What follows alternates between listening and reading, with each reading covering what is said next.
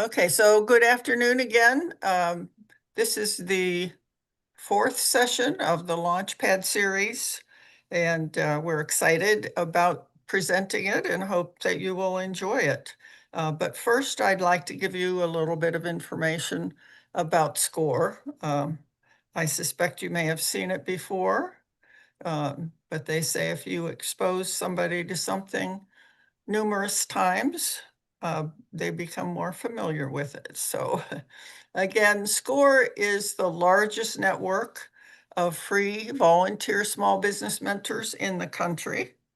Our Cleveland chapter is just one of many. Uh, and no matter what stage your business is, we can help you. So if you're a startup, if you've been in business a while, or if you're thinking about selling or retiring, all of those we can help you with. Our mission is to foster vibrant small business communities, and we do this both through mentoring and education. We hope that you, as a small business owner, will get all of the support that you need to be successful.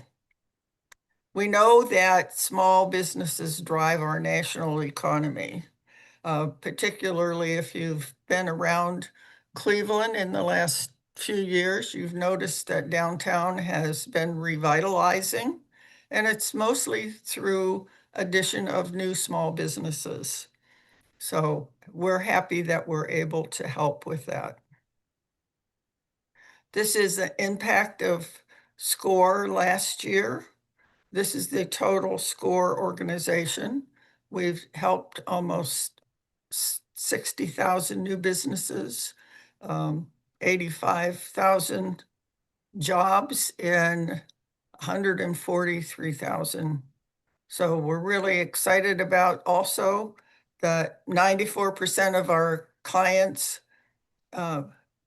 stayed operational during the time that we worked with them. And actually, 92% of our clients recommends the Cleveland SCORE chapter, but overall it's 86%. So again, we are a nonprofit organization. Recently, we've lost a considerable amount of our SCORE funding, but we refuse to start charging for webinars. So we feel that we can help you. We want to help you. We don't want to charge you. So we want to keep our mentoring and webinars free. So here's a copy of our website. If you go here, you can click here and sign up for a mentor. You can actually browse through our mentors. You see their pictures and their expertise. You can pick a mentor if you want to do that, or you can have us match you up with a mentor. You can also go here and see what events are coming up.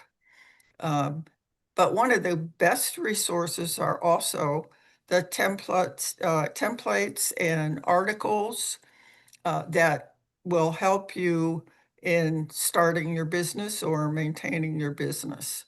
So if you give a chance, go to our website and check it out. Also, we would be very grateful if you would be interested in helping us out by contributing. I think somewhere here we have a link.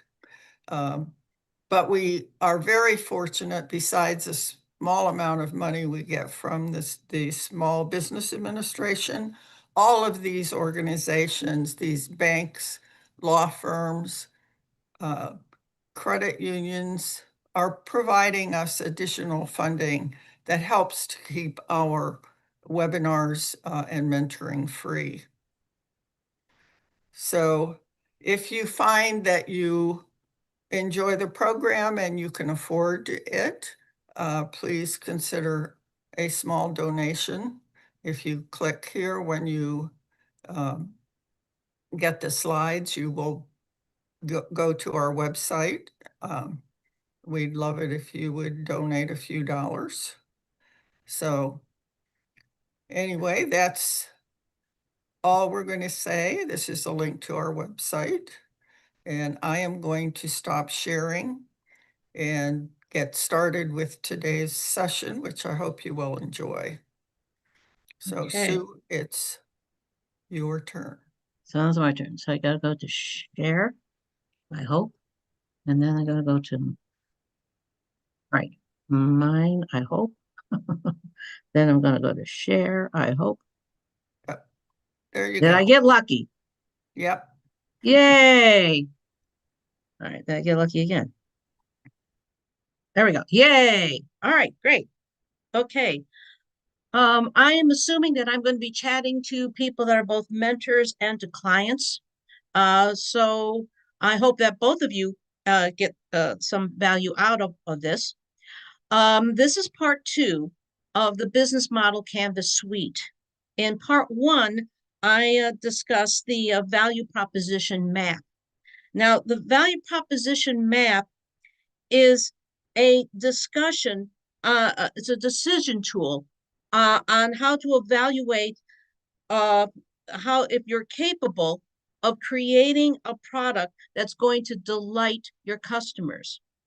And now the business model canvas is the structure for your product based on the decisions that you made when you did the value proposition map.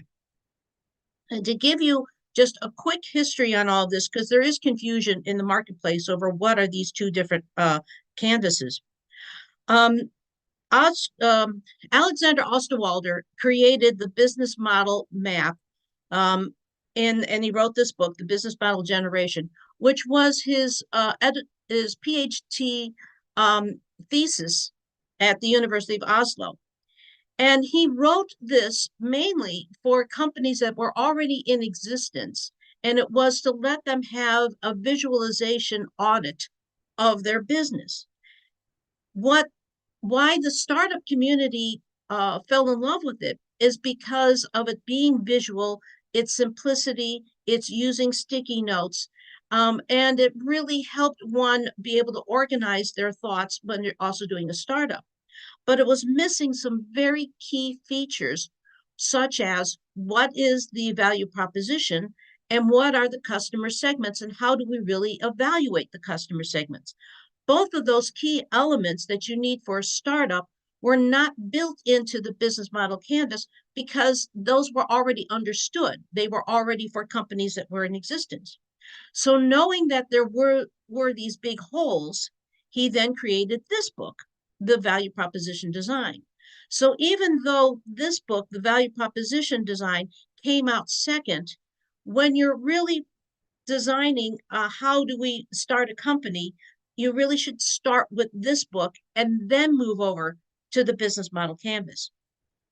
And I'm going to be switching back and forth over the items that we created in the value proposition map and how it flows onto the business model canvas. So what we've been using is the Sue's Coffee Shop. And if you're not familiar with the value proposition map, that's a picture of it there on the left. It's a circle and a square. The circle is your customer and what are their pains and gains? What do they want? What do they find that's lacking in what they're doing right now that would give you the edge over why your product might be better? And then the square part is your product. And more importantly, it's letting you organize, do you have the wherewithal to be able to deliver what the customer actually wants? When you have all that information, it then will let you go right into the business model canvas. And this is what it looks like, at least it is in the book. It's made out of these 9 quadrants. And what I want to call your attention to the most is that center one, which is the value proposition, because that's where everything is going to hang. It's going to be based on your North Star, which is your value proposition. Why are you in business? Now, I appreciate that most of you are not going to have those maps, and that's perfectly fine. What you could easily use is just paper and put on each piece of paper the title of what you're going to evaluate on that paper, and then the key question, which we'll go over. And this is what it can start to look like. So you see, we're doing everything with stickies, with the Post-it notes.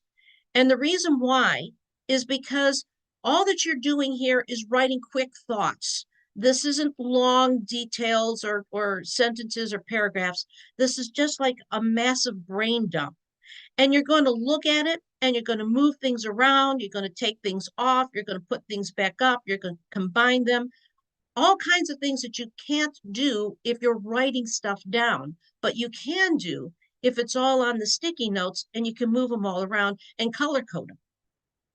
So we start by going back to the value proposition and the value proposition statement, because as I said, that's the spine.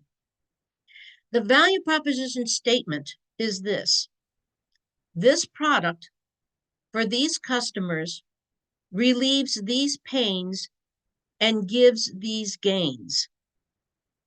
So again, it's this product for these customers relieves these pains and gives these gains. That is what you're being able to say over, I hear my customers, I hear their pain point, I hear what they would prefer to see that they're not seeing right now, and I'm going to be able to address those and make myself unique and moreover, delight your customer. So when we've been doing the Sue's Coffee Shop, this became her value proposition statement, that Sue's Coffee Shop will serve good hot coffee and convenient eat on the run finger food to customers in the morning and be a place to relax and socialize in the afternoon. Because we now have her value proposition, voila, it's the first entry on the business model canvas. And again, notice it's in the center. Everything is going to relate back to this.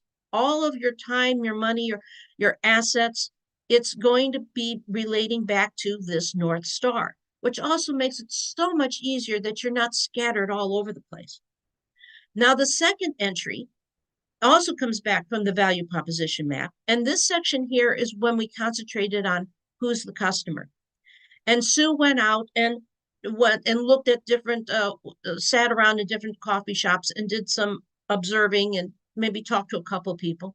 Because when she first started and she wanted to do a coffee shop, all she could think of, well, I'm going to open up a coffee shop, so I need people who like coffee. That's not enough. That's just one great big blob. It was after she then sat and really saw what was going on, she saw that she had three very distinct types of customer segments. And that also flows onto the business model canvas on the section aptly named customer segments. So we're going to concentrate on the customer side. And there are four quadrants that are on the customer side of the canvas: the customer relationships, channels, and revenue. We already established who the customers were. So now we're going to go back to the value proposition map, and we're going to really evaluate what we heard the most. And this is key, because once you open up the store, the doors to your store or launch your website or whatever it is, that's not the time to now find out what does the customer really want. You need to know that ahead of time so that that's what you're going to zero in on. So Sue goes back to her value proposition map. She now evaluates what she heard the most, and now that will allow her to be more realistic in figuring out what are the steps that she needs in her customer relations.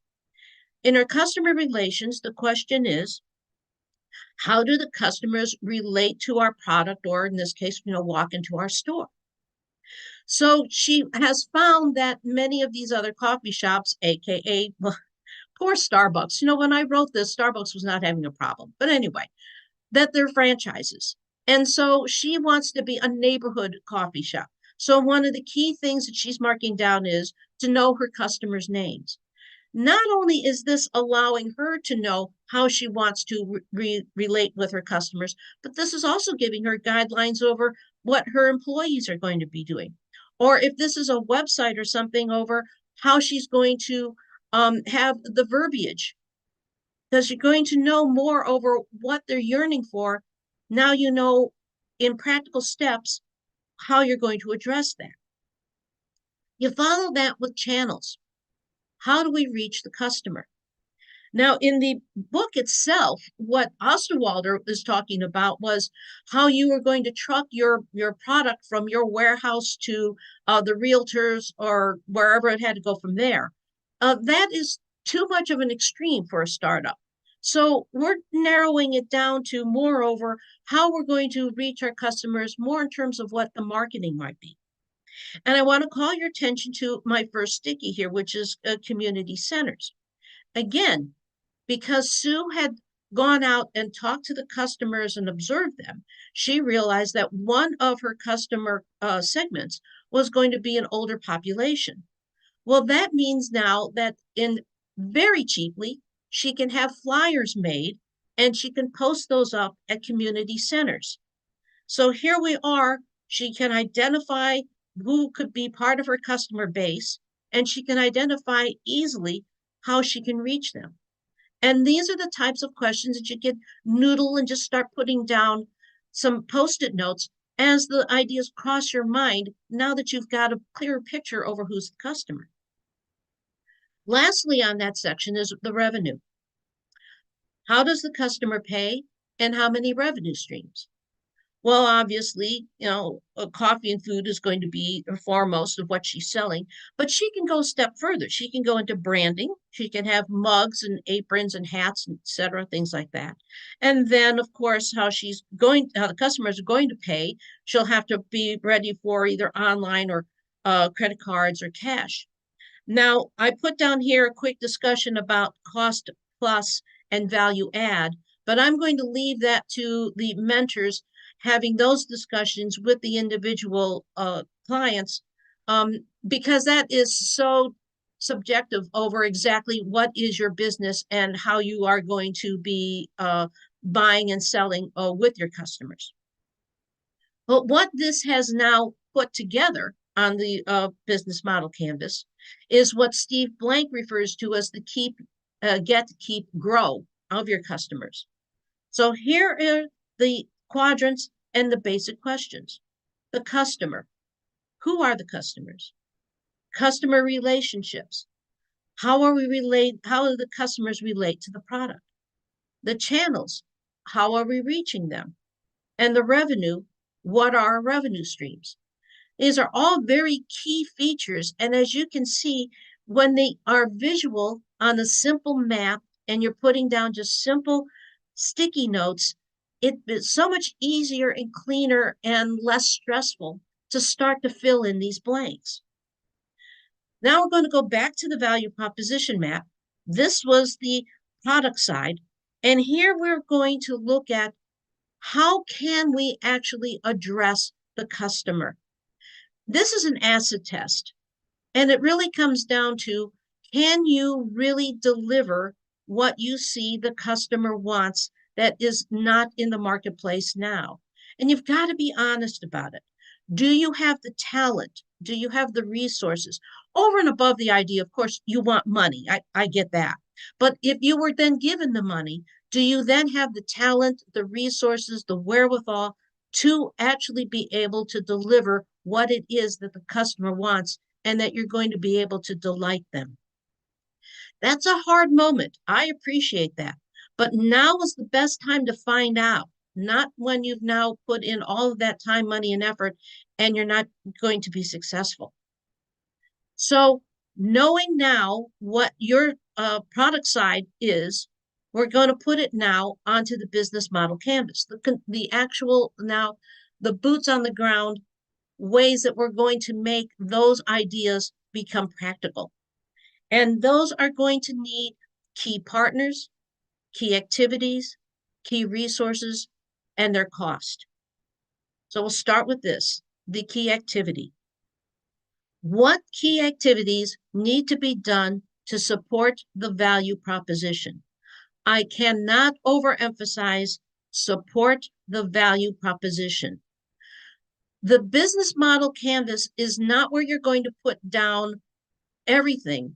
You're putting down the key elements that's going to make you unique, that's going to delight your customer. So if you're always zeroing back over what did we decide as our value proposition, what do we need to do to make that a reality? Well, when Sue did her evaluations and asking people, she found out that one thing that they would really love to have is when they walked inside her coffee shop as to other coffee shops, that they can smell that the coffee beans were roasting. So a key activity will then be roasting coffee beans. From your key activities, you're going to go to your key resources. What key resources are needed to support the value proposition? Sure enough, we're going to need a coffee bean roaster. So you see, I'm not putting down here, we need tables and chairs. We know that. That's part of the mechanical. That isn't part of the unique. What we're looking at here on the business model canvas are the things that are going to delight the customer and probably even excite you as the owner of that product or that store. Now, from here, we look at key partners. What will the key partners provide? So I put the other two quadrants down so that you can see how this flows. A key activity is I'm going to roast coffee beans. A key resource is I need a coffee bean roaster. So a key partner would obviously be I need a coffee bean distributor. So what I'm trying to show you here is that these are not isolated quadrants, and they aren't things that are going to make you scratch your head going, gosh, well, who do I even have to talk about as to who's the supplier? You're going to work your way through it. If you're going to do a particular key activity or key resource and it's not immediately in your purview to be able to do that, then who would have to be the key partner or the key supplier in order for you to have it? It will start to make more and more sense as you start to populate all of the sticky notes. And the last section on this is the cost. What are the crucial costs for the customer success? We're talking the crucial costs. We're not talking about the pro forma. This is a little tiny section on a business plan, on your canvas. This isn't a huge business plan. What you're putting down here are the top of mind. We need to make sure that we have the money for these key elements. And surprise, obviously, the coffee roaster, bean roaster is something we've got to buy because we know that that is what our customers are going to be delighted in coming into our store and smelling that coffee being roasted, the coffee beans being roasted, than in other stores that don't give them that type of delight. That now gives you how the supply side is all interdependent.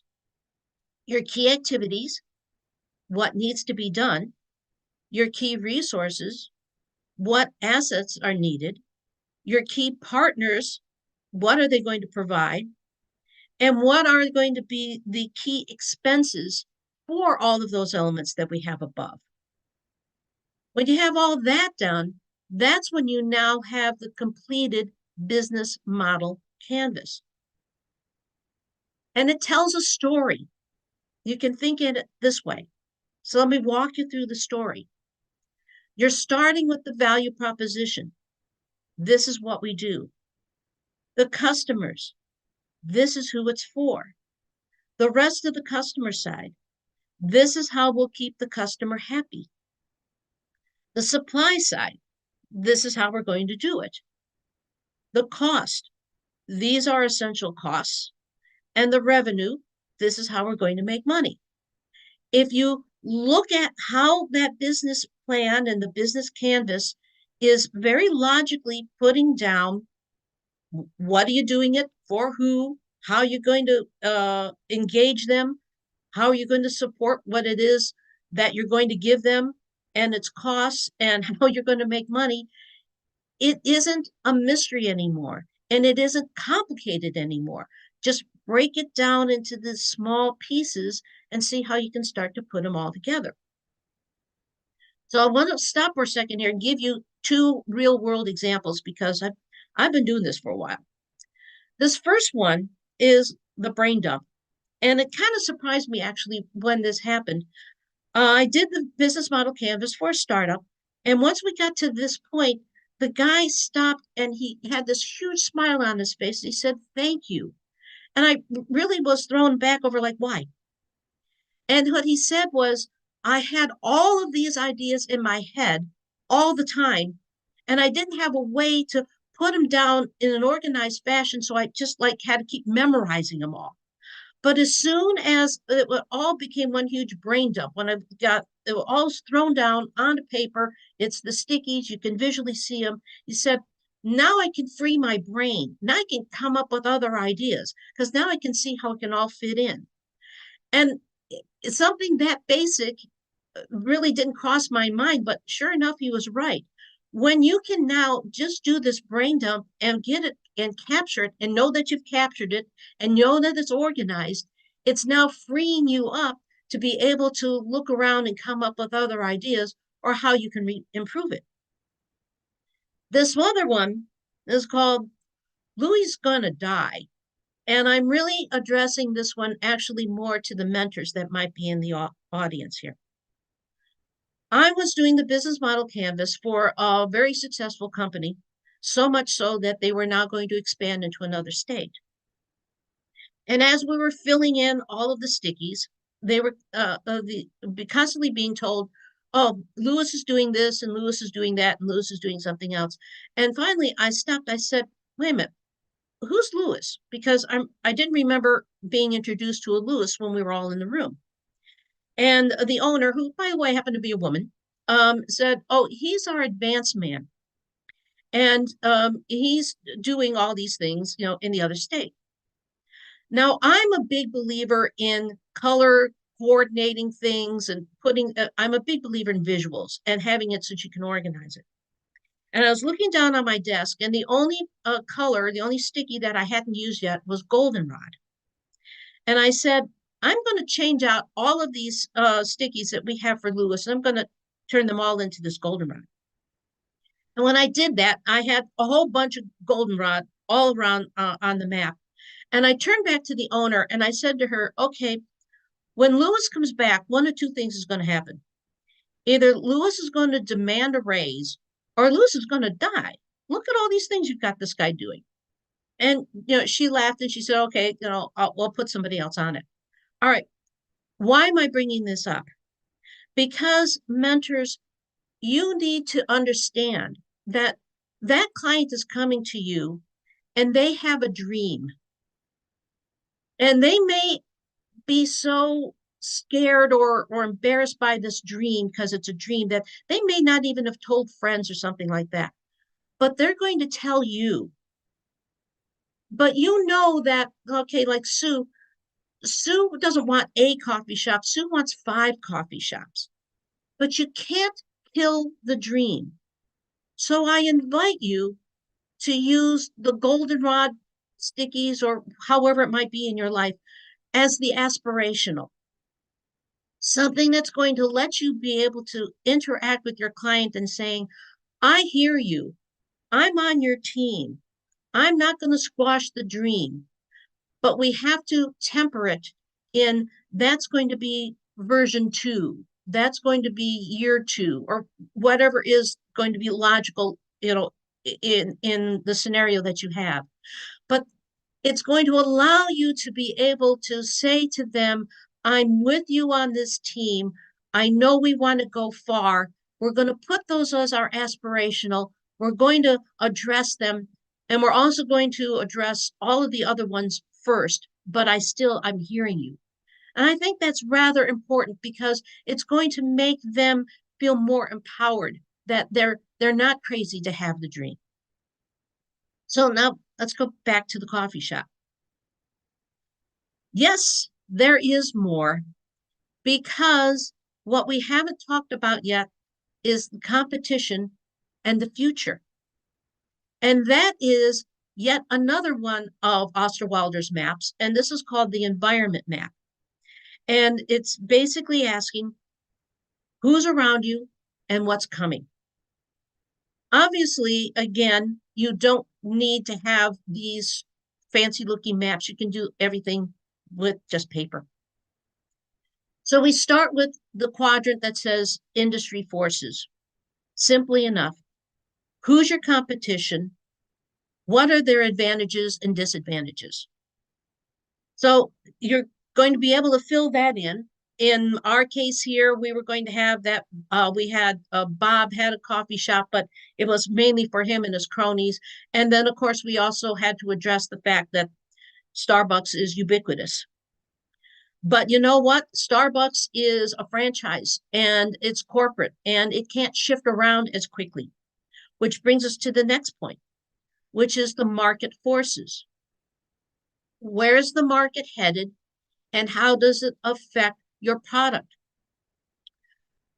Now, we know in our coffee drinkers, well, first, we know that as long as I am alive, we are going to need coffee shops because I, for one, am always in need of coffee. Okay, so that we can pretty much discount. But what we also discovered when Sue was going around getting her customer segments is that the population is getting older. And as the population is getting older, they're going to want some places to basically to hang around in the afternoon. It's by knowing where the market is headed is what's going to help strongman Sue's coffee shop or whatever your business is. You're seeing this is where the market is heading. So obviously you can't deal with it right now, but you've got the heads up. You have this lingering somewhere in the back that you're going to start to build towards something because you know that the market is going to be working towards that same element. Key trends. What technology can affect your business? There is no doubt that artificial intelligence in one form or another is going to affect your business. Even Sue's lowly little coffee shop, there already are robotic arms that can make coffee orders. And we'll probably be seeing them soon at Starbucks. So you'll need to know what's coming down in technology that is going to affect you. Not that you're going to be able to deal with it right now, but you've got the heads up. That's mainly what we're doing here is we're just trying to strongman ourselves over what's the heads up. And the last section in the environment map is the macroeconomic forces. Now that's an awful lot of syllables, so let's break it down. This is asking, is your customer's buying power getting stronger or weaker?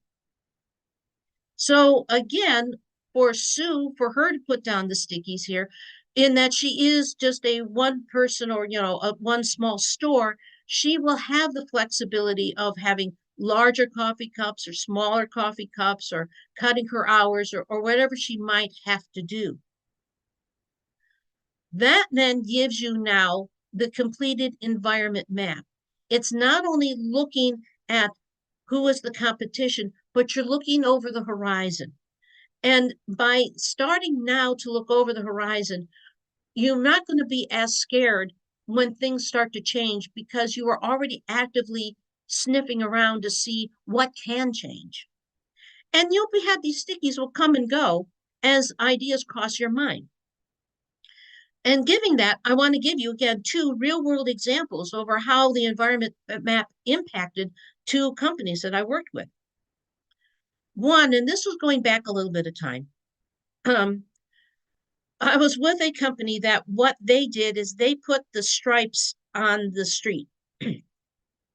And I said, and self-driving cars was still kind of yeah, they were coming, but there weren't a lot yet. And I said to them, I really think that you should have down both in your key trends and also in a key activity is to take assign 1 or 2 of your excuse me personnel to read technology blogs or go to conferences or do something that has to do with this new thing of the self-driving cars because it might come into play for you. Well, I won't say that I was laughed out of the room, but I got the proverbial, tapped on the head and, oh, aren't you so cute, Susie? I mean, it really didn't go very well. So time went on, and a colleague of mine who was in the room sent me an email with a link to an article in one of the automobile magazines. And that article was talking to a self-driving car um, uh, uh, uh, engineer. And in it, he said, we would love to be able to work with the stripes that are on the road that might have more luminous to them, because that would then help our cars. And so I was, politely went ballistic sitting in front of my computer, because this company was big enough that they could easily have become the thought leader. Had they gone to some of these conferences and just sniffed around and saying, well, how can what we're doing now have a relationship with something that might be coming down? So you need to keep your eyes open. There might be something that is now just a little kernel, but if you keep monitoring it, you might see a way that you can become the thought leader in how that will connect to you. The other one is in the macroeconomics, and here it was a company that they were a print magazine. Okay, we can all stop laughing over the fact they were a print magazine. But anyway, they were a print magazine, and it was for a very expensive hobby. And they were losing a lot of sales, and they couldn't figure out why. Well, the reason why is because people did not have as much disposable funds as they used to have, and they were cutting back. Now, I'm sure that you all in my audience right now are saying, duh, but you would be surprised over how often, when you are in the thick of something, you literally don't see the proverbial forest from the trees because you're too much into it. And somebody else has to ask the dumb questions to make you see, yes, the industry or the marketplace is altering one way or another, and how is it going to then affect you? Again, it's the strong manning that you have, that you're putting into play the possibilities of how you can shift and move around in order to survive. So I'm going to bring it all back to the practicum. And here you can see this picture of, look how much Louis was going to do. Is this nuts or what? I'm telling you, the guy was going to die. All right. First, you can just use paper. It's easier. I get that. But you start at the beginning. You've got to talk to the customer. Now, you mentors, your job is you're going to give them courage, you're going to give them structure, you're going to give them a script. If you see the other video, I do present a lot of good beginning questions or ideas on how they can start to approach their customer and why. But the most important thing is that you write down all of the customer's feedback, because it is inevitable that one of those customers, potential customer, is going to tell you that your baby is ugly. You've got to hear the good and the bad. And that's okay, because surprisingly enough, you might be getting some people saying this is a bad idea. Why? And they're going to say something. And two or three of these different people saying something might just be the trigger on you coming up with an even better idea or an enhancement of something that you've already been developing. And from all of that feedback is when you're going to work it, you're going to organize it and strategize it. And that's why you're using the value proposition map, because it will let you then visually organize what is the customer saying, what are their pains, what are their gains. From that, it flows into the business model canvas. You'll be able to flow right in. What's the value proposition? What are the customers? And then you can complete the rest of the business model canvas based on the logic over, are you doing something that's supporting the value proposition? Are you approaching the customer in a way that you now know who are those customer segments? And then, of course, you also need to have an eye on the outside. Who is your competitors? What are your future trends? How do you think you're going to be able to withstand the ebbs and flows of the marketplace? And then with all that, and I appreciate it's a lot, but with all of that, you now really do have the plan, the business model canvas suite. Which is why when people tell me, oh, we use the business model canvas, as you see, it's only 1/3.